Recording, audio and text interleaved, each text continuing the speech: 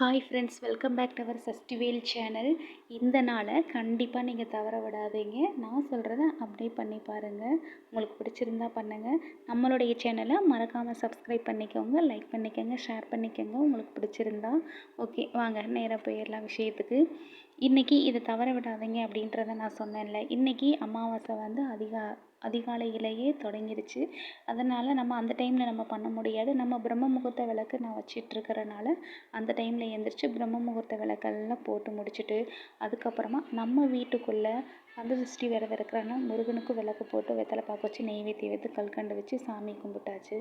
கும்பிட்டதுக்கு அப்புறமா பார்த்திங்கன்னா ஒரு செம்பு, பித்தளை செம்பில் நல்லா கழுவிட்டு பியூர் வாட்டராக நல்ல வாட்டராக நல்லா நிரம்ப ததும்பு பிடிச்சிட்டு, அதுக்கப்புறமா அதில் வந்து ஒரு 2 சிட்டிகை மஞ்சத்தூள் போட்டுட்டு, அதுக்கப்புறம் கல்கண்டு ஒரு 3 கல்கண்டு போட்டுட்டு, அதுக்கப்புறம் ஒரு ஃப்ரெஷ்ஷாக ஒரு துளசி, சும்மா நிறையாலாம் போட வேணாம், ஒரு 2 இதழ் 3 இதழ் அந்த மாதிரி இருந்தால் கூட போதும்.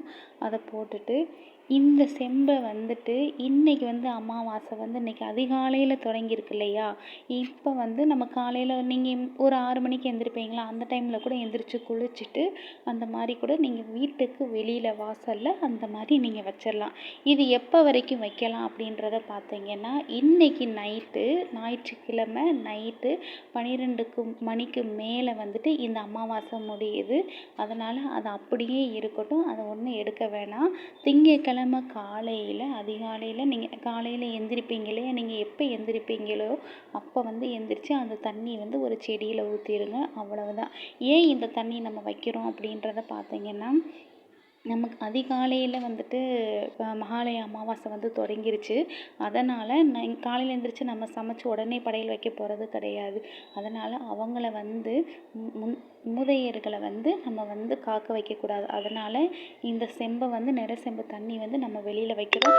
நார்மலாகவே தண்ணியோ வெள்ளமோ வெளியில் வச்சா நல்லது அப்படின்றது சொல்கிறாங்க. அது எந்தளவுக்கு நல்லது அப்படின்றது வந்து எனக்கு தெரியாது. ஆனால் இன்றைக்கி அமாவாசையில் இந்த மாதிரி வைக்கிறது ரொம்ப ரொம்ப ரொம்ப ரொம்ப ரொம்ப ரொம்ப நல்லது.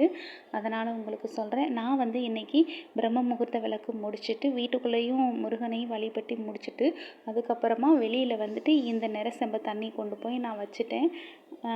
வச்ச உடனே பார்த்திங்கன்னா ஒரு 6:15 இருக்கும். 6:15க்கே பார்த்திங்கன்னா காக்கா குருவி எல்லாமே சவுண்டு கேட்க ஆரம்பிச்சிருச்சு. உங்கள் வீட்டில் இந்த மாதிரி வைக்கணுன்னா வச்சுக்கோங்க. அதுக்கப்புறமா அம்மா அப்பா இல்லாதவங்க வைங்க. அம்மா அப்பா இருக்கிறவங்க வைக்க வேண்டாம். மூதையர்கள் வந்துட்டு கண்டிப்பாக இந்த மகாலய அமாவாசையில் மட்டும் இந்த புரட்டாசி மாதத்துல வருவாங்க.